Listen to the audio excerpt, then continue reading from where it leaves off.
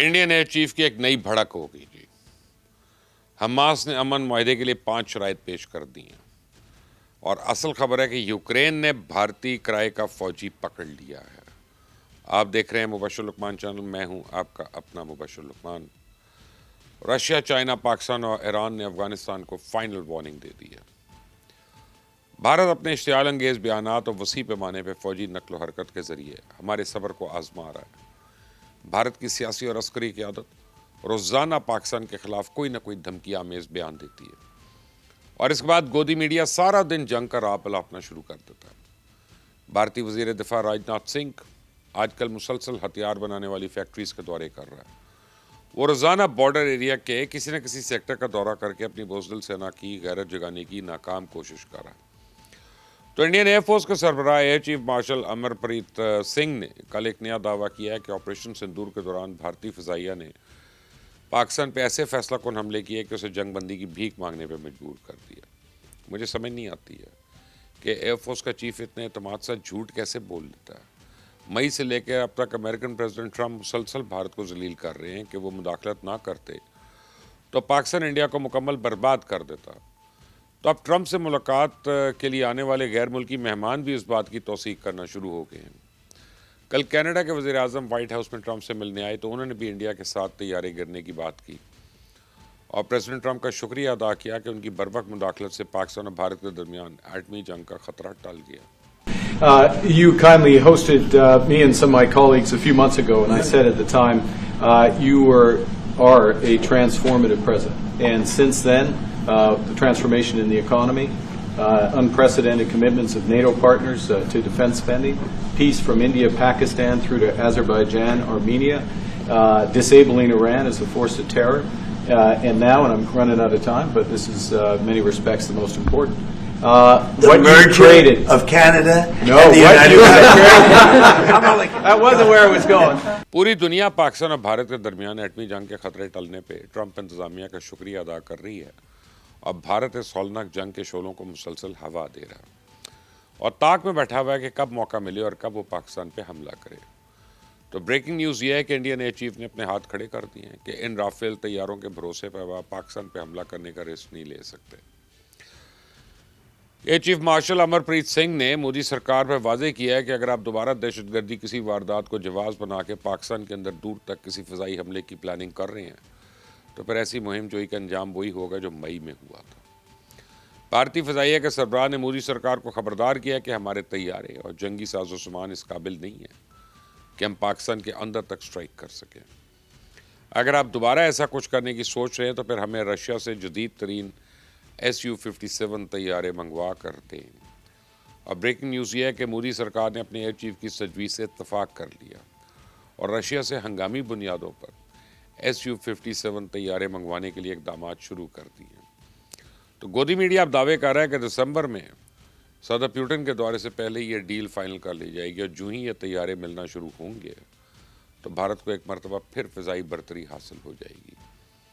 ان عقل کے اندھوں کو کون سمجھائے کہ آپ آلو پیاز خریدنے نہیں نکلے ہیں، پیسے ادا کریں اور سودا لے کے گھر جائیں.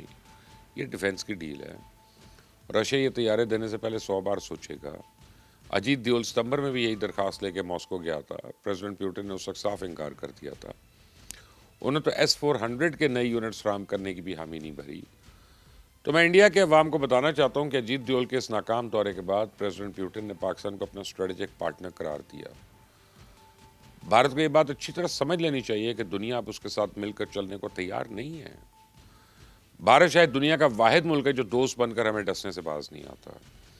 انڈین شہری پہلے یورپ، امریکہ، آسٹریلیا اور عرب ریاستوں میں صرف جاسوسی کرتے پکڑے جاتے تھے.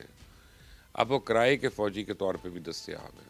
جی، یوکرین نے ایک بھارتی شہری کو گرفتار کر لیا جو کرائے کے فوجی کے طور پہ رشیا کی طرف سے محاذ پر لڑ رہا تھا.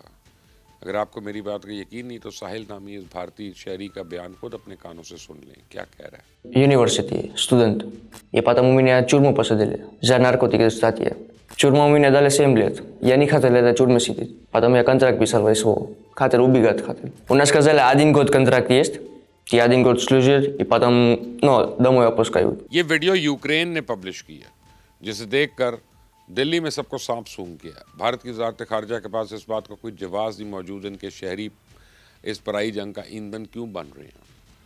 یوکرین نے اگست کے آخر میں بھی بھارت کو وارننگ دی تھی کہ وہ رشیا کو کرائے کے فوجی سپلائی کرنا بند کرے۔ اس وارننگ کے حوالے سے شیطان مودی نے یوکرین کے صدر زیلنسکی سے 2 مرتبہ فون پہ بات کی، خط بھی ایک بھجوایا۔ ان رابطوں میں مودی نے یوکرینین پریزیڈنٹ کو انڈیا کی طرف سے سیاسی اور اخلاقی حمایت کی یقین دہانی کرائی۔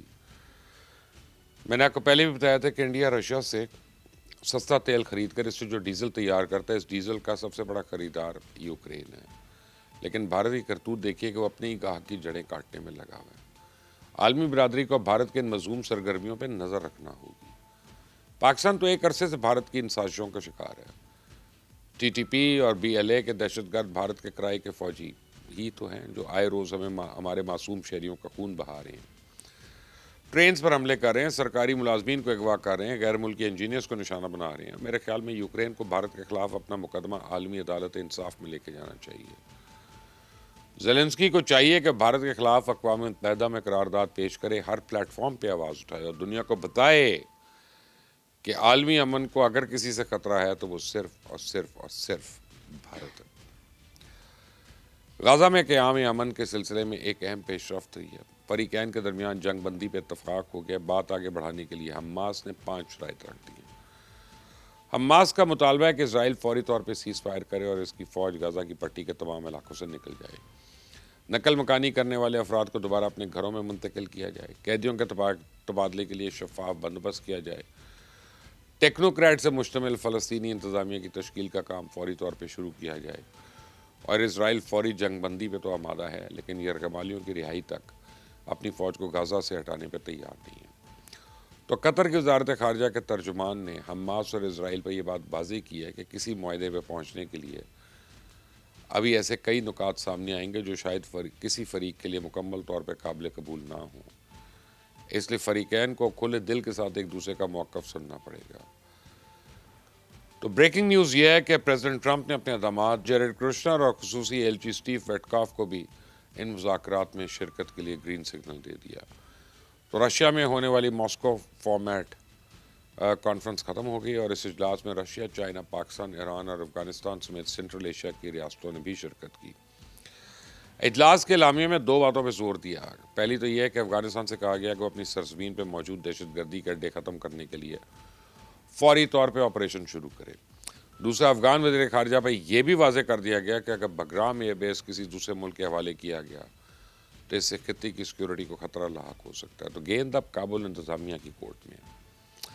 اگرچہ افغان وزیر خارجہ ملا متقی نے ماسکو فارمیٹ کے تعاون کی یقین دہانی دلائی ہے، لیکن دیکھنا یہ ہے کہ بھارت کے دورے سے واپسی پہ وہ کیا فیصلہ کرتے ہیں۔ آپ دیکھ رہے ہیں مبشر لقمان چینل، میرا نام مبشر لقمان ہے، اس کو سبسکرائب کریں، بیل آئیکن پریس کریں۔